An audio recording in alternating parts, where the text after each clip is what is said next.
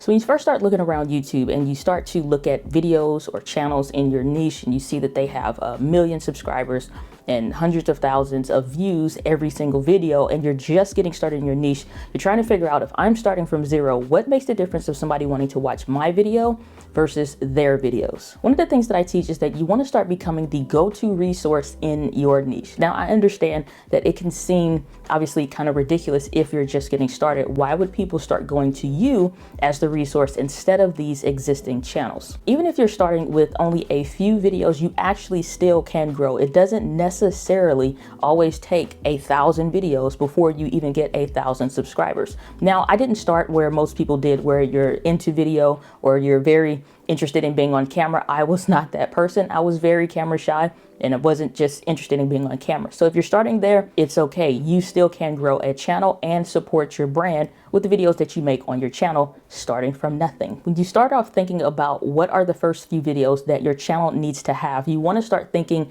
a refined strategy instead of just literally throwing anything up. And this is where a lot of people make a mistake, because when people look to your channel, does it look professional and prepared, or does it look like you just make videos around stuff and every once in a while you talk about something that that viewer is interested in? When you're creating videos from the perspective of the person that's on the keyboard, this is who it needs to be attractive to. So when they see it, it's a no-brainer for them to say yes. So how do you get them to say yes? And this isn't about having the most professional videos you've ever seen or heard before. It's really about understanding that even if you're uncomfortable about being on camera, you can start with your smartphone and have good audio, and that is sufficient enough for you to start making waves in your space. So it's really two spaces that you want to pay attention to when it comes to this digital real estate on YouTube. That first space is going to be the welcome video. A lot of people overlook this, or it seems like outdated strategy or something to put a video there, but it's really not, and I'll explain to you why. When somebody is looking to a channel, they'll usually find you through a search and your video comes up, or you're coming up through related. It's going to be one of those two things. When they actually land on your video and they're watching it and they're interested, now they're going to go through and look back to the channel to see what else do you have. It's at this critical moment that your channel and the way that your real estate is used up can make it look like you're expecting company, or you weren't expecting anybody to come over, so your house looks a mess. Having this welcome video here is kind of like a welcome mat, and it really only needs to cover two specific points. Who are you helping with what specifically on this dedicated channel, and what is the scope of content that you actually make on this channel? If your channel is new and you are making a bunch of videos every 3 to 6 months of why I ghosted you, why I haven't been around, and why you need to show up even though I haven't been showing up for you, this does not give your video the right impression. And so when you're starting with 0 subscribers on a channel, it's very important that you are curious about the way that your people is looking at your content, and you're very strategic about what you post, because this is going to develop what that overall brand aesthetic of what your channel looks like. This also includes making sure that your playlist that you have outlined, even if it only has 1 video, it shows people what is the kind of content you can expect. So if I say how to live stream using Ecamm Live 2022, and there's only 1 video there, it doesn't matter that that 1 video is there. It's because that playlist is to assume that this is more of what you can expect. There's going to be a playlist around this. So even though you may only have 5, 6, 10, even 20 or 30 videos, that is more than enough content for you to get people to understand what your channel is about. Now, I kind of mentioned this before, but I really want to make sure that you're fully aware of what I mean by this, which is who are you helping with what specifically? This is where you'll see a lot of people talk about having a defined niche. This niche, or you may hear it pronounced niche, it's really niche, but doesn't matter. When you hear this word, this is so that when people see your channel, they know this is everything that I need to know about home business tax savings. And this channel has literally any idea or thought that I was going to come up with, they have content around it. That's how you start becoming a go-to resource. It makes it very easy for people to say yes to this, even if they've only seen 1 video. So what if you're one of these people that says, my channel is for everyone? No, it's not. And that is a fallacy that a lot of people assume because it makes them feel good or feel like I can actually help a lot more people than just a small subsect of people. And while that may be true, you want to have still a defined niche, because your content is always going to be attracting or repelling people, and it needs to either way. For example, when I go through video content here on the channel, I'm really talking to people that are entrepreneurs or creators, and they're just getting started in video. They have another purpose outside of being a filmmaker or something like that. They don't even care about that. They're trying to make good looking videos for their brand so they can get back to the business of why they created the business to begin with. They're not trying to become a filmmaker. They're not trying to become a photographer. Would the channel be attractive in some ways to those people? Yes, but am I specifically making defined content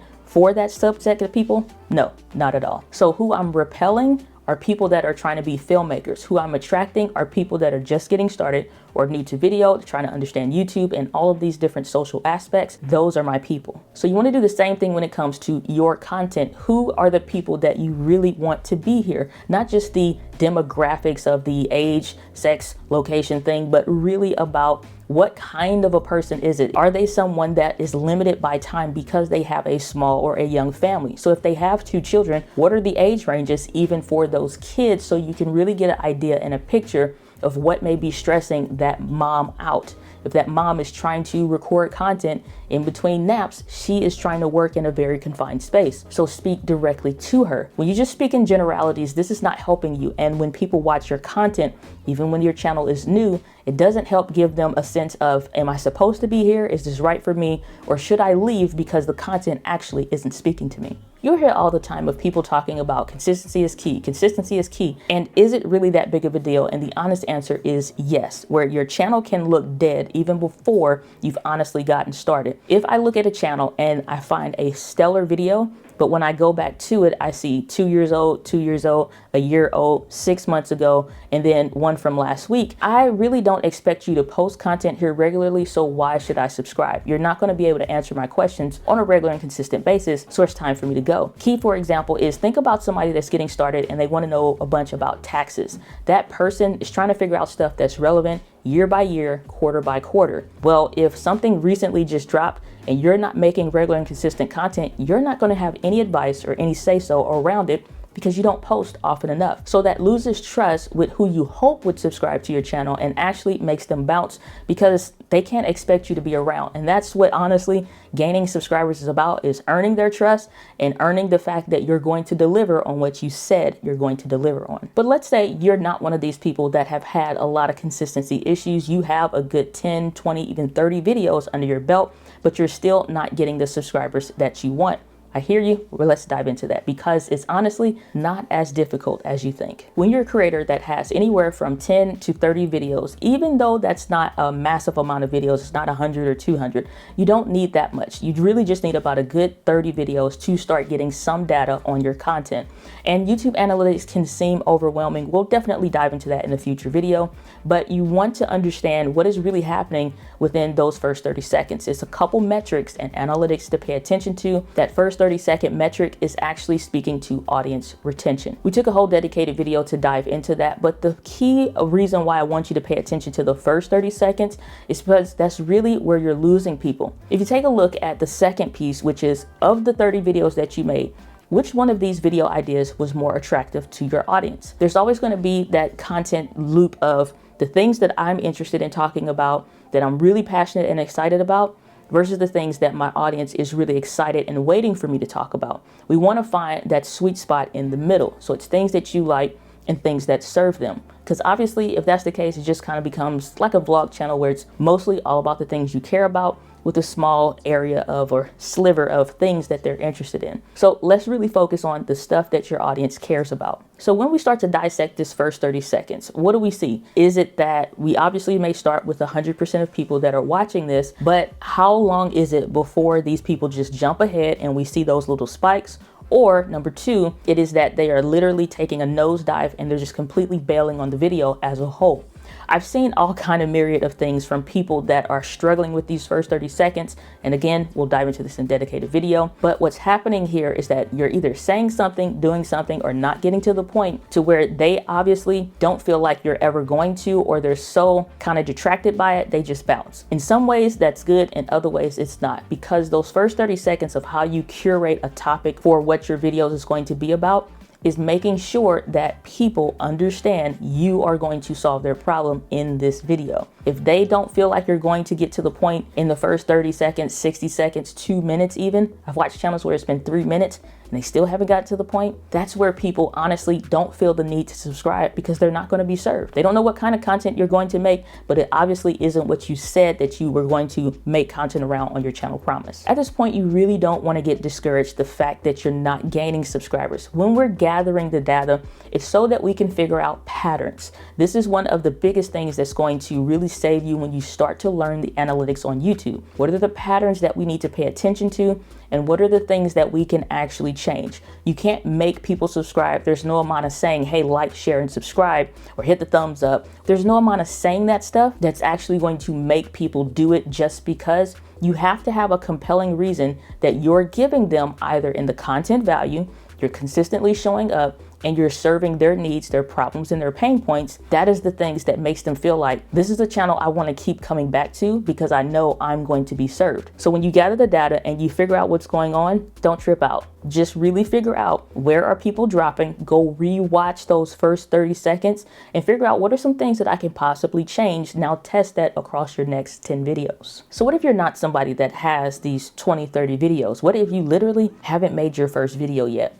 Well, start making a list of, let's say, your first 30 video ideas. Don't worry about trying to go and research the titles. We're not there yet. Just really figure out what are the things that you would talk about. Maybe come up with a list of 15 that you're excited about. Maybe come up with a list of 15 that you really know if somebody, let's say they were hiring you to teach them about X, Y, and Z topic, or consulting with you, what are those 15 top questions that they would ask? It's in this area that you want to be able to identify what are the most exciting or interesting titles or topics that you would talk about. And just really pay attention to, if you had to order these into a top 5 of both, where would you start? And don't think that the other ideas aren't great or you won't find space for them. Some stuff honestly doesn't need to go on your channel. Maybe it goes on a secondary channel or someplace else that your people are living, which may be TikTok, Instagram, or LinkedIn even. So let's take a look at these 5 videos that you have for your audience that you're wanting to attract. What are the things that they would find the most helpful? What are the most pressing questions that they have? And how can you deliver this content to them that addresses it, so when they get through watching it, they feel so relieved. They have no other way of feeling other than compelled to hit that subscribe button, leave a comment, and actually start engaging, because your video actually sold them. And so you're always going to be selling either to leave, stay, engage, or something with your content. It's not always like selling the idea or join my course. It's not about that. It's really about making sure that your people feel welcome, like I belong here and I've been looking for a channel like this. And when you actually start seeing that kind of comment verbatim, then it makes you know that you're hitting that sweet spot with your content. So if you're starting with your videos brand new, you're actually in a better position after you've gone through content like this, because you can actually start to curate your content well. But before you actually post that video, people are going to find it based on the thumbnail. This is like your little business card or your billboard that either shows up when they're searching for something, or it shows up as a related topic or the next interesting point that YouTube thinks they should watch, which would be your video. So let's say they clicked on that #1 result, but you're coming up in that side panel. That's the secret sauce, but your thumbnails have to sell them. If you want to dive into thumbnail theory and what are the things that I teach when it comes to being able to make your thumbnails clickable instead of scroll pastable, make sure you check out the video on the screen. I will walk you through the steps.